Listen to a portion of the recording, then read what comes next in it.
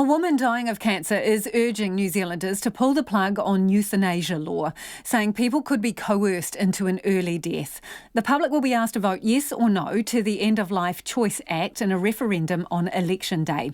The act would allow terminally ill people who were given 6 months or less to live and who are experiencing unbearable suffering the option of medically assisted dying. Eva Corlett spoke to Vicki Walsh and a warning. This story discusses suicide and euthanasia. Second or third day I'd been in hospital, they sent me down for an MRI, and by the time I got back to the ward, the doctor was already there and he held my hand, which I was shocked about, and he said to me, "You've got a mass on your brain." Vicki Walsh, who is now 53, was diagnosed with glioblastoma multiforme in June 2011. The aggressive brain cancer is nicknamed the Terminator, and those who have it typically die within 14 months of diagnosis. The doctors that spoke to me about my life expectancy prognosis were very honest about these are averages. So some people may live longer, some people may live shorter. We would hope that you would live at the upper end of that, but this is the average of what people tend to live for. And that was 12 to 14 months. And then about 6 months into my treatment, I got really sick, had a stroke, and I honestly thought that was going to be over. But 9 years later, Vicki is speaking to me on the phone from her home near Palmerston North, where she lives with her husband and 2 adult children. She's been taking the drug Avastin, which has cost her $24,000. The mass in her brain has halved. I was always told there was nothing more that could be done.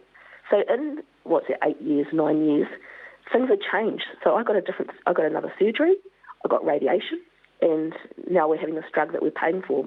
Medical procedures have moved forward, and even with a cancer like mine, which is not able to be resolved sort of thing, there's still more that they can do now. But there was a moment after her diagnosis where she felt helpless and depressed. She says she watched people who were battling the same illness overseas choose euthanasia, and she felt she should take her own life. I actually felt kind of gutless. Like, I was looking at my husband and we were trying to keep life normal, and I had a bit of a stroke and ended up really, really big, and I just felt that this is it for me. Like, I can't go on like this. It had been several weeks. It wasn't just an overnight thing.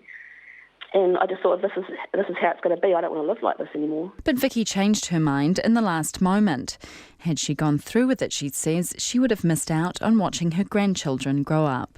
If you'd asked me if I'd want to live like I am now, I would have viewed my life 15 years ago as not having much of a quality of life now.